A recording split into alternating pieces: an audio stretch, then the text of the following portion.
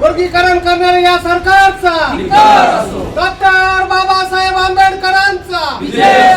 नमस्कार, आपण पाहत आहात न्यूज 23 मराठी.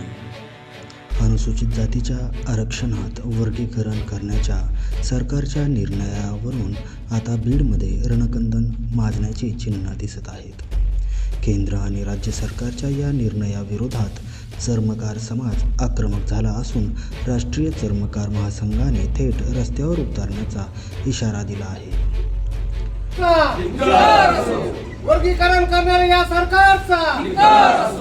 केंद्र आणि राज्य सरकारने अनुसूचित जातीच्या प्रवर्गात अ, ब, क, ड असे वर्गीकरण करण्याचा घाट घातला आहे.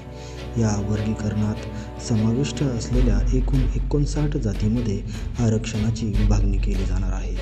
मात्र सरकारच्या या निर्णयाला राष्ट्रीय चर्मकार महासंघाकडून विरोध दर्शवला आहे. यामुळे जातीमध्ये तेढ निर्माण होईल आणि दलित ऐक्याला तडा जाईल असा आरोप समाजाकडून केला जात आहे.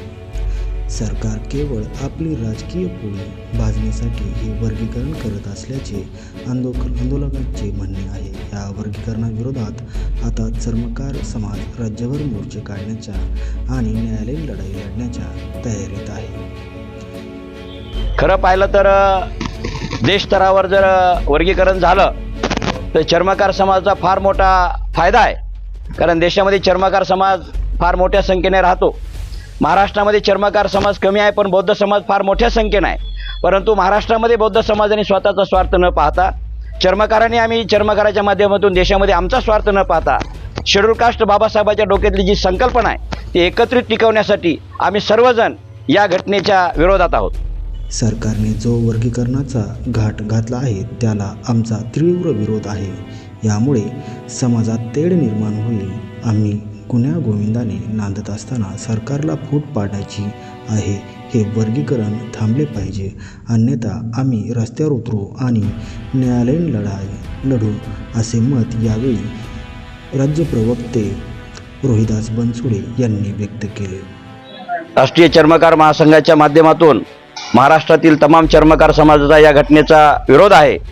कारण महाराष्ट्रामध्ये जे मागासवर्गीयाचं वर्गीकरण करण्याचा जो डाव चालू आहे हा अतिशय चुकीच्या पद्धतीने आहे.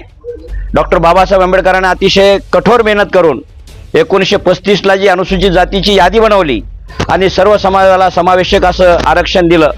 या महाराष्ट्रामध्ये बौद्ध असेल, मातंग असेल, चर्मकार असेल, एकूण 59 जाती अतिशय सोबत गुन्ह्या गोविंदाने नांदत आहेत.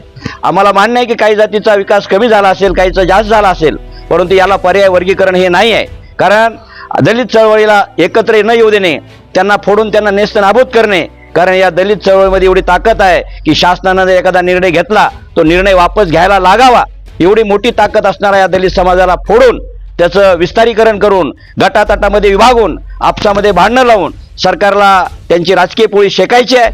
आणि ही त्यांची पोळी शेकवून देण्यासाठी चर्मकार समाज रस्त्यावर उतरणार आहे.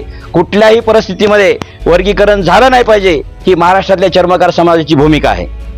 तर एकीकडे सरकार आरक्षणाचे फायदे तळागाळापर्यंत पोहोचवल्याचा दावा करत आहे, तर दुसरीकडे चर्मकार समाजाने याला विरोध करून सरकारची डोकेदुखी वाढवली आहे. आता सरकार या विरोधानंतर आपला निर्णय मागे घेतं का हे पाहणं महत्त्वाचं ठरेल.